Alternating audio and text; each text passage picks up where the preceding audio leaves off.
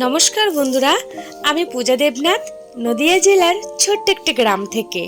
প্রথমেই বলি, তোমরা কে কোথায় থেকে আমার ভিডিওটা দেখছো অবশ্যই কিন্তু কমেন্টে বলো। তো তোমরা সবাই কেমন আছো? আশা করছি সকলে ভালো আছো, সুস্থ আছো। নতুন আরেকটি ভিডিওতে তোমাদের সবাইকে নিয়ে শুরু করলাম আজকের ভিডিওটি। আজকে হলো বুধবার, আর এখন ঘড়ির কাঁটায় বাজে ওই 6:30 মতো। তো আজকের ব্লগটি শুরু করছে এখন থেকে। আশা করি আজকের ব্লগটি তোমাদের একটু হলেও ভালো লাগবে। তো চলো ভিডিওটা কন্টিনিউ দেখতে থাকো। সকাল সকাল ঘুম থেকে উঠে শুরু করে দিয়েছি ঘরের কাজ। প্রথমে আমার বিছানাটা গুছিয়ে নেব, কারণ আমি প্রত্যেক দিন ঘুম থেকে উঠে আগে বিছানাটাই গুছাই। তো বিছানাটা গুছিয়ে নিলাম। আর জানো, বিছানার চাদরটা না ছোট, কারণ বিছানার চাদরটা যখন কেনা হয়েছিল আমাদের একটা ছোট খাট ছিল একজনের, তখন ওটার জন্যই কেনা হয়েছিল। তো যেহেতু এখন খাটটা ভেঙে গেছে আর বিছানার চাদরগুলো নতুন রয়ে গেছে, তাই কি করব বলো, এই খাটটাতে মানে অর্ধেকটা বিছানার চাদর আর অর্ধেকটা ফাঁকা থাকে। কিছু করার নেই, আপাতত এটাতেই মানে ব্যবহার করছি। পরে যখন বড় বিছানার চাদর কিনবো তখন ওগুলোই ব্যবহার করব। তো বিছানাটা গুছিয়ে আমি ঘরের সমস্ত জিনিসগুলো ঝেড়ে মুছে নিচ্ছি। আমি আগের ব্লগে তোমাদেরকে বলেছিলাম, যেহেতু আমাদের মাঠের পাশে ঘর, তো প্রত্যেক দিনই মুছতে হয়, কারণ বিশাল ধুলা পড়ে, মানে এত ধুলো আসে, মানে ধুলো পড়ে পুরো জায়গাটা সাদা হয়ে যায়, তাই প্রত্যেক দিনই মুছতে হয়। তো দেখো, আমার ছোট্ট ঘরটাকে আমি মুছে পরিষ্কার করে নিলাম। তো কেমন লাগছে তোমরা কিন্তু আমাকে জানিও। আর এখন থেকে আমি বাসন মাজতে চলে এসেছি, ঘরটা গুছিয়ে বাইরের কাজগুলো করে নেব। তো একটু ছাই নিলাম, ছাইয়ের মধ্যে সার্ফ দিয়ে আমি বাসনগুলো মাজবো, কারণ ছাই আর সার্ফ দিয়ে বাসন মাজলে না বাসনগুলো বিশাল পরিষ্কার হয়।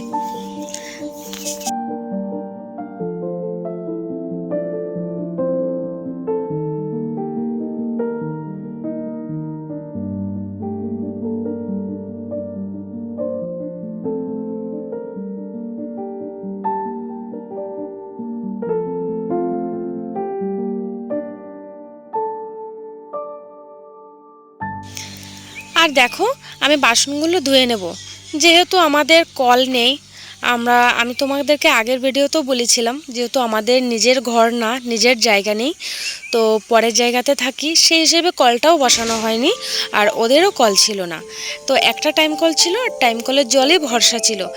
যেহেতু আজকে প্রায় 10-15 দিন টাইম কলের জল আসছে না, তাই কলের জল টেনে টেনে যত রকমের ধোয়া মোছা আসে সব করে নিই।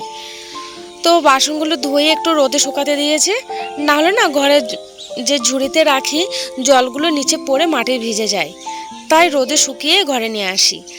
আর এখানে আমি গ্যাসটাও মুছে নেব। গ্যাসটা যদি রোজ মোছা না হয় তাহলে একদম দাগ হয়ে যায়, তো সেজন্য চেষ্টা করি প্রত্যেক দিনই গ্যাসটা মুছে নেওয়ার। আর দেখো কতই না সুন্দর লাগছে আমার গ্যাসটা মোছার পরে। আর এখন ভাত বসাবো, তাই কাকাদের কলে এসেছি চালটা ধোয়ার জন্য। যে বললাম না, আজকে প্রায় 10-15 দিন টাইম কলের জল আসছে না। আর টাইম কলের জল আসলে আমি চেষ্টা করি সব রকমের কাজ করে নেওয়ার জন্য, আর আমাকে কলে একবারও আসতে হয় না। যেহেতু এখনো টাইম কলের জল আসছে না, তাই আমার যত রকমের ধোয়া মোছা একটু কষ্ট হয়ে যাচ্ছে। কলে এসে সব রকমের ধোয়া মোছা সব কিছু করতে হচ্ছে। তো চালটা ধুয়ে আমি ভাতটা বসিয়ে দিয়েছি। এই ফাঁকে আমি মনাকে স্নান করিয়ে দেবো। যেদিন আমার কাজের চাপটা একটু বেশি থাকে, সেদিন আমি মনাকে বলি একা একা স্নান করে নিতে। তো ও তো একা একা স্নান করতেই চায় না, কারণ আর আমিও ওকে একা স্নান করতে দিই না, সেটাই হচ্ছে কথা। কারণ ও যখন একা একা স্নান করে অনেকটা সময় লাগায় আর ঠান্ডাও লেগে যায়। ওর জন্য আমি ওকে প্রত্যেক দিনই স্নান করিয়ে দিই। আমি স্নানটা করিয়ে দিলে একটু তাড়াতাড়ি হয়ে যায়। তো ওকে স্নানটা করিয়ে দিয়ে আগের দিন যে জামা কাপড়গুলো আমি ধুয়ে এনেছিলাম পুকুর থেকে, তো সেগুলো আমি কাকাদের ছাদে শুকাতে দেব। মাঠেই বেশিরভাগ শুকাতে দিই, যেহেতু মাঠে আজকে একটু যে কাকাদের খড়ি আনা হয়েছিল গাছ কেটে, তো মাঠে জায়গা ছিল না, তাই আমি কাকাদের ছাদে শুকাতে দিয়েছি। আর এখানে দেখো, এই কাজটা করতে করতে আমার ভাতটাও হয়ে গেছে। এখন আমি ভাতের মাড়টা গেলে নেব। স্কুলে যাবে খাওয়া দাওয়ার জন্য।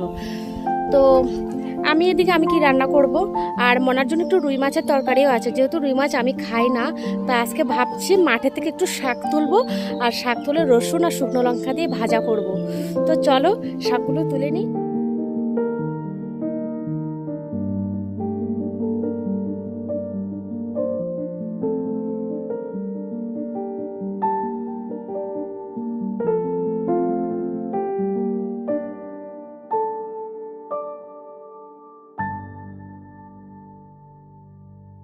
আমরা না মাঝে মধ্যে মাঠের থেকে শাক তুলে, এই যে এই শাকগুলো, কচু শাক, কচুর লতি, বেশ অনেক কিছুই মাঠে থেকে তুলে খেতে পারি। তো গ্রামে থাকার এটাই হচ্ছে সুবিধা। যারা শহরে থাকে তারা তো কিনেই খায়, আর আমরা গ্রামে থাকি, আমরা বেশিরভাগ জিনিসই মাঠের থেকে পেয়ে যাই, তো যেটা বাজারে কিনতে পাওয়া যায়। আর যারা শহরে থাকে তারা বাজার থেকে কিনে খায়, আর আমরা বেশিরভাগই জিনিস মাঠের আশেপাশে পেয়ে যাই। এমনকি থানকুনি পাতা যেটা কিনে খাই অনেকে, সেটাও আমরা মাঠের আশেপাশে পেয়ে যাই। তো দেখো আমার কতগুলো শাক তোলা হয়ে গেছে, আর এই শাকগুলো না রসুন আর শুকনো লঙ্কা দিয়ে ভাজা করলে খুব গরম ভাতের সাথে খুব ভালো লাগে। একবারে নিয়ে এসেছি, আর কালকে না গেলেও চলবে। তো সন্ধ্যাটাও দিয়ে দিলাম এখন, আর রোদের থেকে সকালে যে জামা কাপড়গুলো আমি শুকোতে দিয়েছিলাম সেগুলো এখন ভাঁজ করব। আর মনা তো টিউশন পড়তে গেছে, ও ততক্ষণে চলে আসবে, আর ওর জন্য খাবারটাও বানাবো। তো চলো জামা কাপড়গুলো গুছিয়ে নিই। আজকে আমি কুলের আচার বানিয়েছিলাম, সেটা হয়তো শেয়ার করা হয়নি তোমাদের সাথে, যেহেতু এতটা চাপের মধ্যে ছিলাম কাজ নিয়ে, তো এটা আর শেয়ার করলাম না তোমাদেরকে। এই যে আমি কুলের আচারটা বানিয়ে রোদে দিয়েছিলাম, আজকে সারাদিন সকালে বানানো হয়েছে, বানিয়ে রোদে দিয়ে দিয়েছি। তো কুলের আচারটা সত্যি খুব টেস্ট হয়েছে, আর এটা এখন মানে বয়ামে ভরে রাখবো। আর এখন আমার কাজ হচ্ছে এই যে রোদে থেকে জামা কাপড়গুলো এনেছি, এই জামার কাপড়গুলো সব ভাঁজ করব।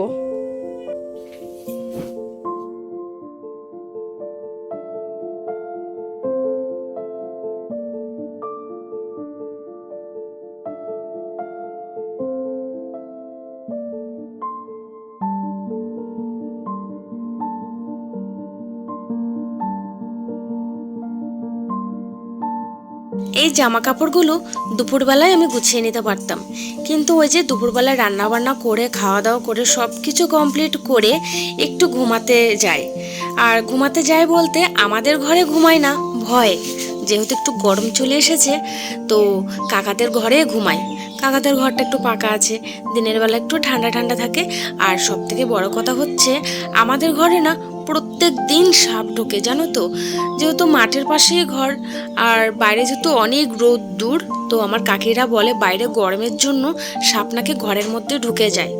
তো একদিন তো দুপুরবেলা ঘুমাচ্ছিলাম, হঠাৎ করে দেখি খাটের উপরে সাপ উঠে গেছে।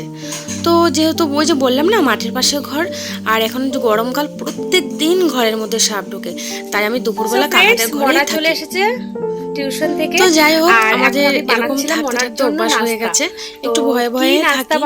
আর যাই হোক, এদিকে মনা দেখো প্রাইভেট থেকে চলে এসেছে, টিউশন থেকে এসে ও আবার টিউশনে পড়াগুলো পড়ছে, আর এত বদমাশি করছে বলার মতো না। আমার মনা দেখো, তো যাই হোক, মনা পড়ে নিক, আর আমি খাবারটা বানিয়ে নিই।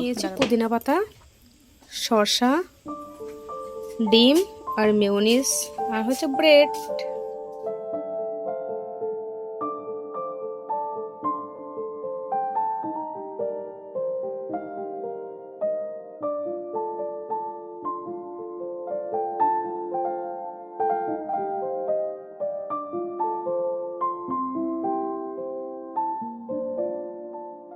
আমি এদিকে ব্রেডের মধ্যে মেয়োনিজটা লাগিয়ে নেব। তো তোমাদেরকে হয়তো আগের ভিডিওতে বলেছি, আমার মনে নেই। তো এই মেয়োনিজটা ছাড়া স্যান্ডউইচ একদমই বৃথা। মেয়োনিজ দিয়ে স্যান্ডউইচটা খেতে খুবই টেস্টি হয়, তো সেজন্য বাড়িতে আমি মেয়োনিজটা বানিয়ে নিয়েছি। যেহেতু আমাদের বাজারে পাওয়া যায় না, আর যেখানে পাওয়া যায় সেখানে তো আমরা হয়তো মাসে হয়তো 15-20 দিন বা মাসে একবারই যাই, তো সেজন্য আর মনেও থাকে না, তাই আমি বাড়িতে মেয়োনিজটা বানিয়ে নিয়েছি। তো দেখো আমার স্যান্ডউইচটা কত সুন্দর লাগছে দেখতে, আর এটা আমরা প্রায় খেয়ে থাকি, খেতেও কিন্তু দুর্দান্ত। আর ব্লগটা কেমন হয়েছে তোমরা অবশ্যই কমেন্টে জানিও, আর একটু যদি ভালো লাগে তাহলে প্লিজ লাইক কমেন্ট শেয়ার করে আমাদের পাশে থেকো।